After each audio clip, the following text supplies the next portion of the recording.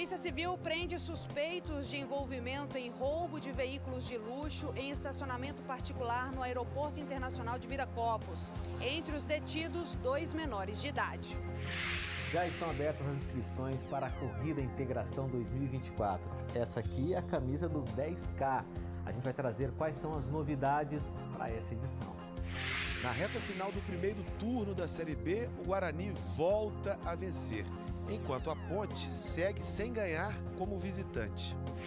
E uma frente fria avança para o estado de São Paulo e deve trazer queda nas temperaturas amanhã.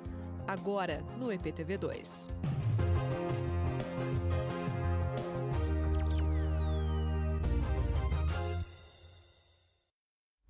7h12. Boa noite para você, uma boa semana. A partir de hoje e nas próximas 2 semanas, os nossos telejornais vão ser exibidos aqui da nossa redação. Isso porque estamos preparando novidades para o jornalismo da IPTV. Será uma surpresa muito especial para você que nos assiste todos os dias.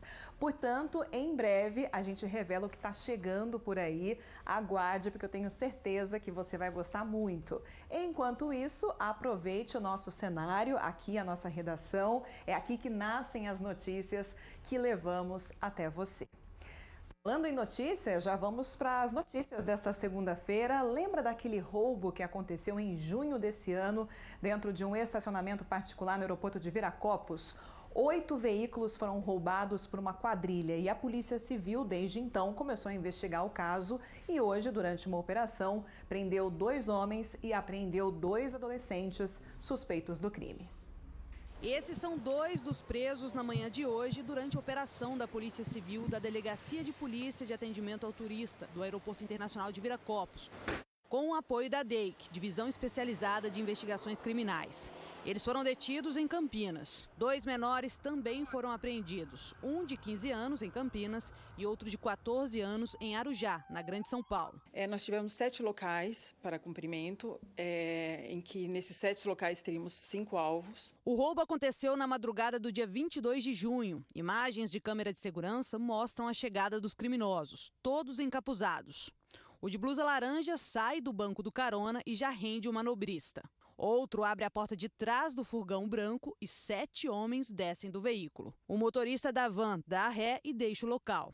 Segundo a vítima, o manobrista, que foi ouvido pela polícia na época, os criminosos estavam armados com fuzis. 8 veículos foram roubados nesse dia, sendo 6 caminhonetes e 2 carros. 4 foram recuperados horas depois. Essa imagem ajudou a polícia a identificar os membros dessa quadrilha. No mês passado, um menor já tinha sido apreendido por suspeita de envolvimento nesse crime. Inclusive, ele é um dos menores apreendidos novamente na manhã de hoje. Na época, o adolescente foi flagrado quando trocava placas de um carro no Jardim Angara, em Campinas, e disse que o veículo tinha sido roubado em Viracopos.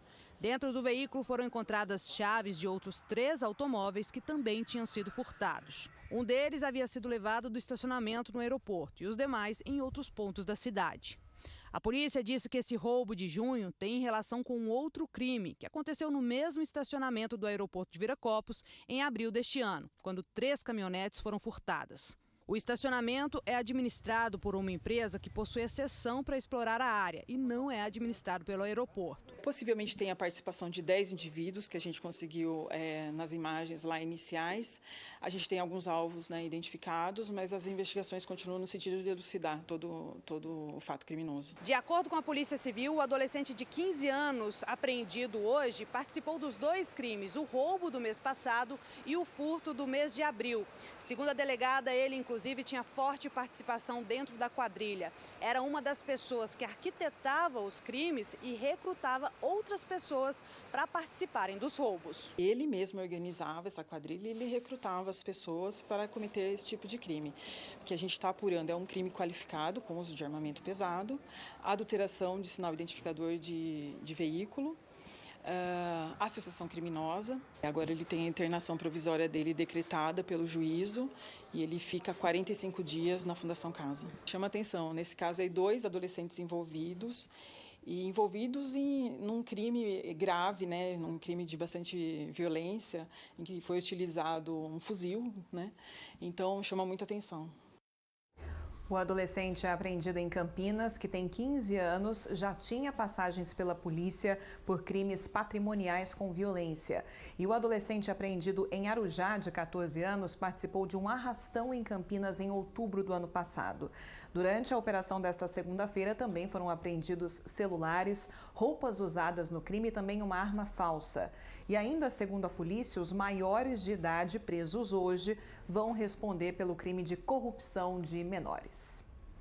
E o número de apreensões e prisões em casos de tráfico de drogas aumentou nas regiões de Campinas e Piracicaba, é o que aponta o levantamento feito pela Secretaria de Segurança Pública do Estado.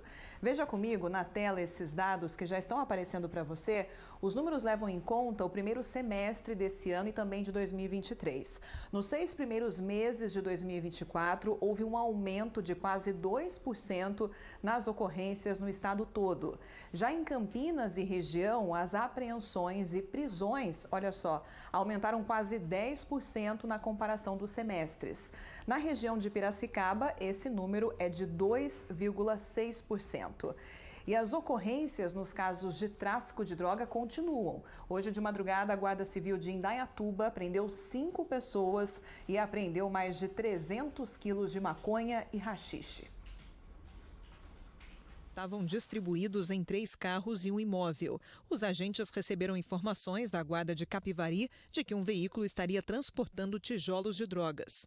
Ele foi encontrado em uma rua do bairro Jardim Morada do Sol, em Indaiatuba. Suspeitos que estavam perto tentaram fugir usando outro veículo, mas foram cercados. Na abordagem, 3 carros vistoriados tinham tijolos de drogas e uma balança de precisão também foi apreendida. Na casa estava a maior quantidade, 138 tijolos de maconha. As drogas foram pesadas e somaram 305 quilos de maconha e quase 2 quilos de haxixe. 5 pessoas foram presas em flagrante e uma adolescente que estava na casa foi apreendida e liberada. O caso foi registrado no plantão policial de Indaiatuba. 7h18. A gente fala agora de saúde. Temos um destaque que acabou de sair no G1 Campinas. Você já acompanha com a gente, inclusive com o QR Code na tela. De acordo com a Secretaria de Saúde de Campinas, a cidade registrou o menor número de novos casos de dengue desde a primeira semana de 2024. Dados do painel de arboviroses mostram que na semana entre 7 e 13 de julho, Campinas registrou 307 novos casos e possui outros 236 em investigação. No auge da pandemia, a nossa metrópole notificou mais de 8.500 casos em apenas uma semana no mês de abril, lembra? Vale destacar que Campinas vive ainda a pior epidemia de dengue, com 117 mil casos e 48 mortes em 2024. Apesar da queda na transmissão do vírus, agora em julho, o patamar segue acima do esperado para a época e a Secretaria de Saúde de Campinas reforça a importância das medidas de prevenção para interromper o ciclo de transmissão do Aedes aegypti. Mais detalhes então, só acessar o G1 Campinas, QR Code aparecendo para você na tela.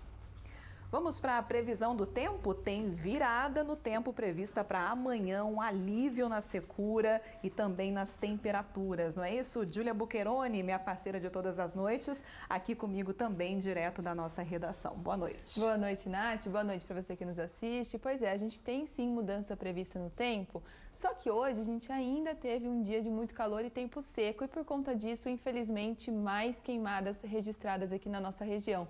A gente tem até imagens de um incêndio aqui da região que foram flagradas por telespectadores. Olha só, o que a gente está vendo são queimadas na rodovia Anhanguera, em Limeira. O fogo atingiu uma área de mata seca, a gente acompanha essas imagens, elas mostram as chamas. Isso aconteceu agora à tarde no quilômetro 135, que fica perto do retorno para Cosmópolis e para Arthur Nogueira. E segundo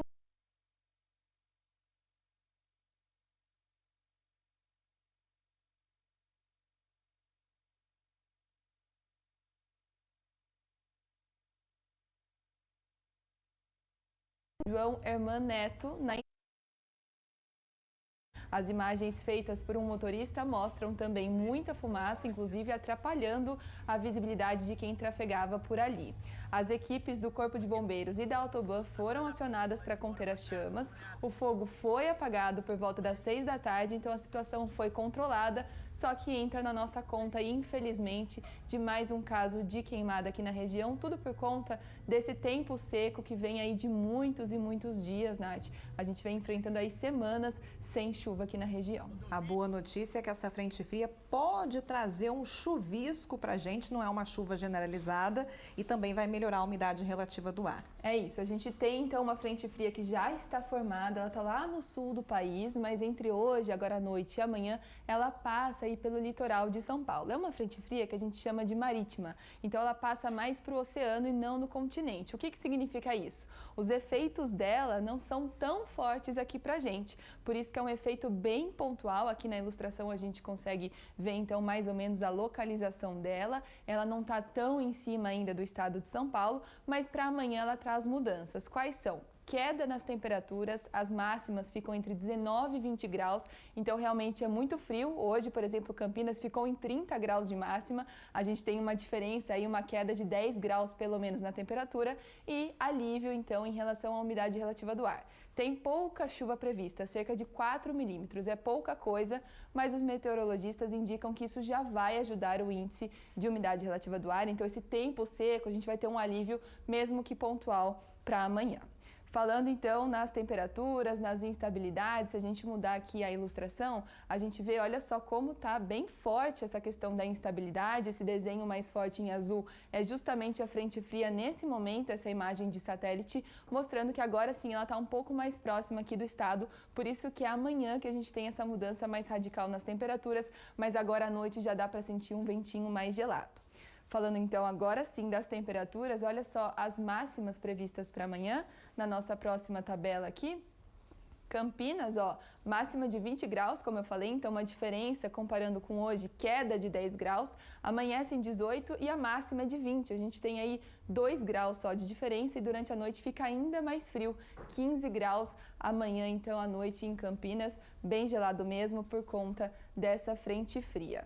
Amplitude térmica, que é justamente a diferença entre a temperatura mínima e a temperatura máxima, para Piracicaba é de 6 graus, então bem baixa também, Piracicaba que fica no máximo em 21 graus, muito frio. E olha só na previsão estendida para reforçar que é uma mudança muito pontual. Então amanhã em Santa Bárbara do Oeste máxima de 21, mas entre quarta e sexta-feira as máximas variam entre 28 e 29 graus, então já volta a esquentar. E reparem aí na precipitação, né, que é a chance de chuva, para amanhã 2 milímetros previstos, bem pouquinho, nos próximos dias não tem mais chuva prevista. Tá bom, Júlia, e daqui a pouquinho a gente volta a falar sobre a estiagem. O governo do estado divulgou hoje um plano para ajudar as cidades em situação de emergência. Daqui a pouco a gente fala sobre isso. Muito obrigada pelas informações e a gente está aqui na expectativa dessa frente fria amanhã. Combinado, até amanhã. Boa noite. Boa noite para você. Boa noite.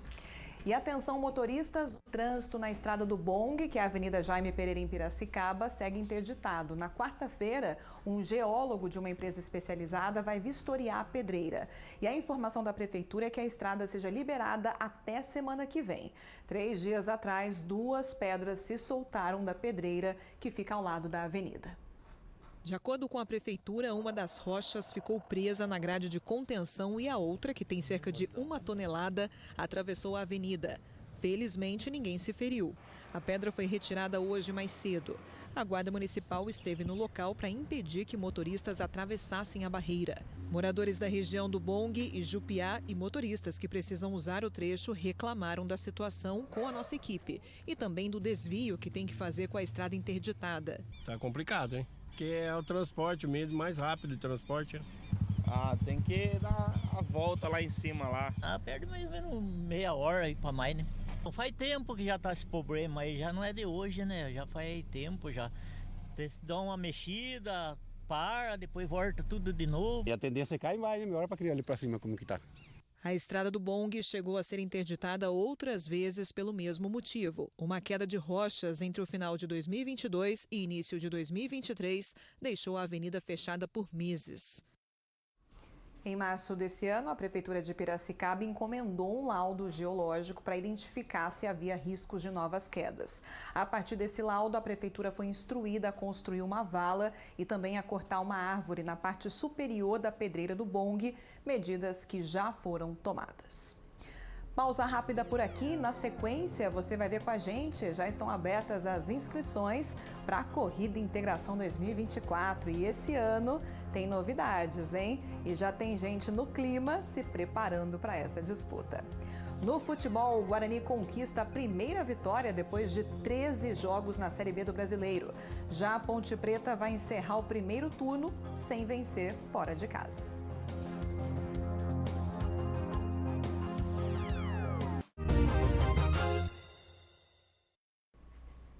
Voltamos, mais um rio da região sofre com despejo de poluentes. Hoje recebemos a denúncia de moradores reclamando da situação do Rio do Peixe em Socorro. Dá uma olhada. O leito do rio foi tomado por uma espuma de coloração branca. O despejo teria partido de lavanderias industriais localizadas na zona rural de Munhoz, em Minas Gerais. A moradora que fez a imagem disse que essa situação se repete com frequência e há muitos anos. A Prefeitura de Socorro afirma que tem denunciado a situação a diversos órgãos ambientais, além do Ministério Público Federal, e disse ainda que atua com ambientalistas locais na busca de uma solução para esse problema. A CETESB confirmou que o despejo é feito por lavanderias industriais do sul de Minas e não pode fazer uma fiscalização em outro estado. Nós cobramos, então, órgãos ambientais de Minas Gerais e, por enquanto, não tivemos retorno, mas claro que a gente vai seguir fazendo essa cobrança também para o nosso estado vizinho. E o governo do estado instituiu um plano para combater a estiagem prolongada. A falta de chuva tem prejudicado o abastecimento de água em pelo menos 11 cidades de São Paulo. Na nossa região, Arthur Nogueira e também Vinhedo já decretaram um estado de emergência. Vamos conversar sobre isso com o nosso repórter Pedro Torres para entender na prática o que muda agora para os municípios que vivem essa situação crítica de estiagem. Boa noite para você, Pedro. Oi, Natália. Boa noite para você. Boa noite também para todo mundo que está ligado no IPTV2. Esse plano, ele foi denominado de Plano Estadual de Resiliência à Estiagem. E consiste no seguinte, por parte do governo do estado, né?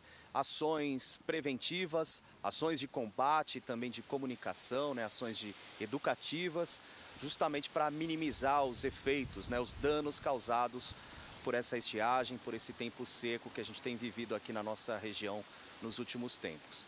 Então, na prática, os municípios que estiverem, né, que decretarem estado de emergência, eles vão poder acionar o governo do estado para receber água para o reabastecimento, né, e também recursos financeiros para adotarem medidas necessárias, por exemplo, para auxílios para produtores rurais que tiverem problemas com a escassez. Então, são essas medidas na prática. Outra questão também é que o plano ele quer estimular parte da população, né, para a população, o consumo consciente da água, ou seja, para o pessoal economizar nessa época. E outra preocupação é sobre as queimadas, por isso é previsto o fornecimento de equipamentos para conter incêndios florestais para os municípios. Como a gente sabe, as duas cidades com a situação mais crítica na nossa região são Arthur Nogueira e Vinhedo. Na semana passada, Arthur Nogueira informou que os reservatórios operavam com 20% da capacidade e um rodízio preventivo estava sendo adotado em toda a cidade. O rodízio de abastecimento de água também segue para moradores de Vinhedo. A estação de tratamento de água, a ETA 1, que atende 74% da cidade, está funcionando com 32% do volume disponível. É bem pouco, né? Então, a gente reforça que não só para Arthur Nogueira, não só para Vinhedo, a necessidade é de economizar água. Então, como eu disse, esse plano é uma atitude, uma resposta do governo do estado para essas medidas preventivas. Então, é o poder público agindo, mas também depende da população, depende da gente economizar água para a gente sair dessa estiagem sem maiores danos. Eu volto com você, Natália. Boa noite novamente. A população precisa colaborar também, não só as autoridades. Muito obrigada, Pedro. Mudando de assunto agora, estão abertas as inscrições para a Corrida Integração de Campinas. O site já aparece para você na tela, corridaintegração.com.br. A edição de número 39 da maior e mais tradicional corrida do interior do estado vai ser no dia 29 de setembro, com a largada na Praça Arautos da Paz, no Taquaral. Fique ligado, porque esse ano tem novidades como brindes nos kits. Os repórteres Jefferson Barbosa e Gustavo Biano contam pra gente. 1, 2, 3. Aqui tem história, hein? E contando. 20, 21. São 21 medalhas de integração. A primeira é de 1999. Não estava preparado, o que ninguém deve fazer, né? Mas depois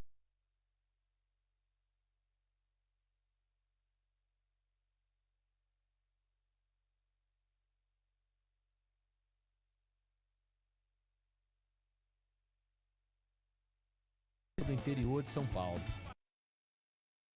De lá no Largo do Rosário, a largada, subi a Moraes Salles, que foi uma das minhas metas, foi subir aquilo lá sem caminhar, né? E depois foi mudando, foi para o Taquaral, teve largada em frente ao ginásio municipal e agora a largada na Arautos da Paz. Acho que quando foi para Arautos da Paz a integração se encontrou, né? Ficou um percurso muito bom.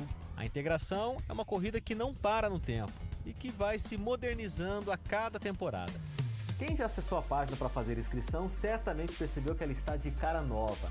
E para chegar nesse novo layout, eles usaram uma câmera térmica que registra a temperatura corporal, além do movimento e o destaque para essas expressões aqui, ó.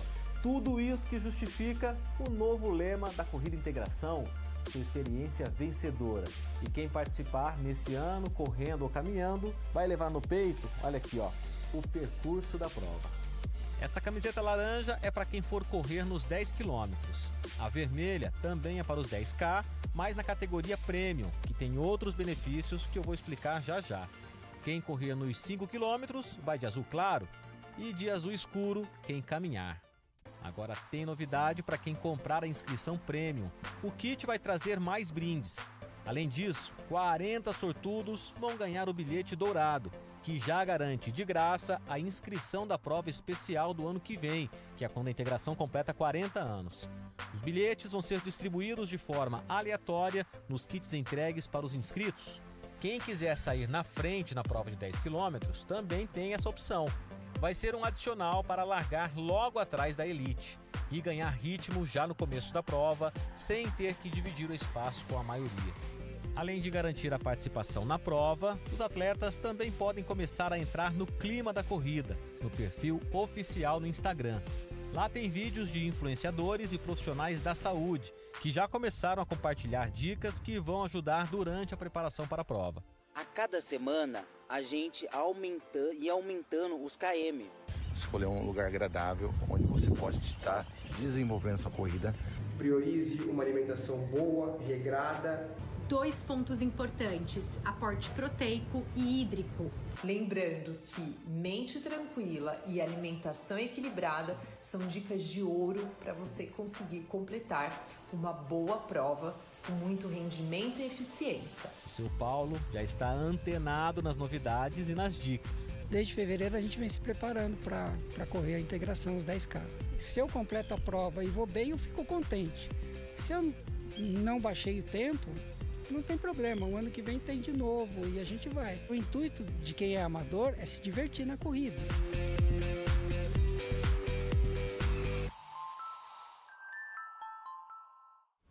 Reforçando para você, as inscrições podem ser feitas até o dia 23 de setembro pelo site corridaintegração.com.br. E depois de 13 jogos, o Guarani voltou a vencer na Série B do Brasileiro e agora tem um novo treinador. Já a Ponte Preta vai encerrar o primeiro turno com uma campanha fraca como visitante. A Ponte Preta ainda não conseguiu vencer fora de casa na Série B. Contra o Sport, não foi por falta de chances. O time pernambucano fez 1-0 com Fabrício Domingues. Voltou, Domingues!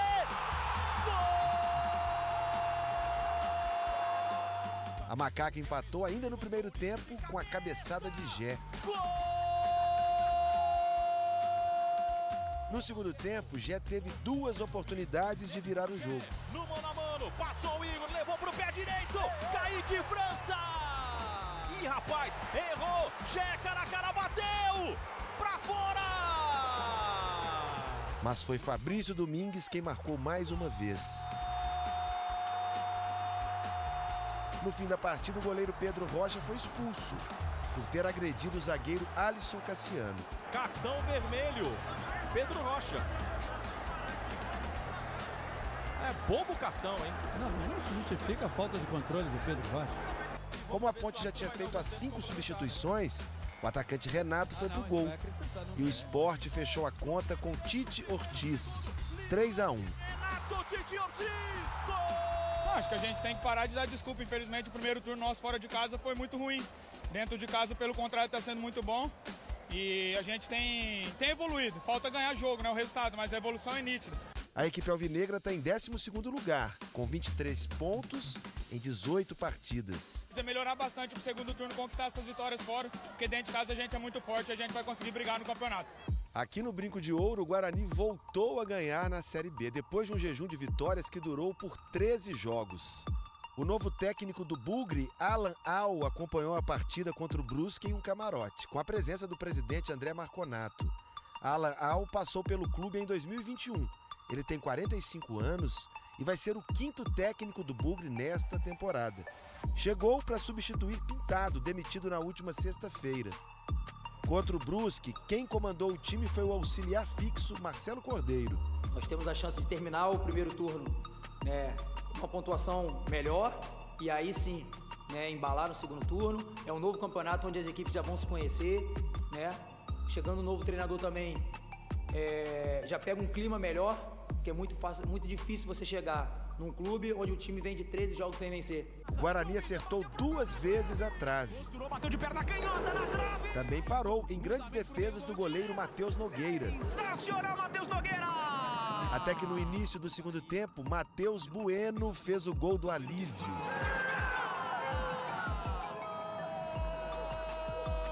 A gente tem trabalhado muito forte todo esse tempo e a gente não estava conseguindo um resultado positivo, mas a gente nunca deixou de trabalhar, a gente sempre acreditamos e hoje feliz pelo esse resultado, porque a gente estava merecendo fazer a tempo já. Reinaldo poderia ter ampliado. Arrancou, saiu cara a cara, bateu pro gol, pra fora!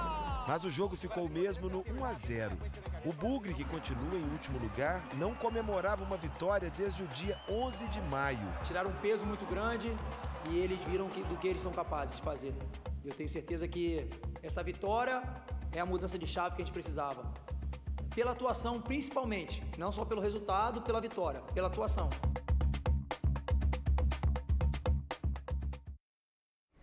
Boa noite, boa semana e até amanhã, direto aqui da nossa redação.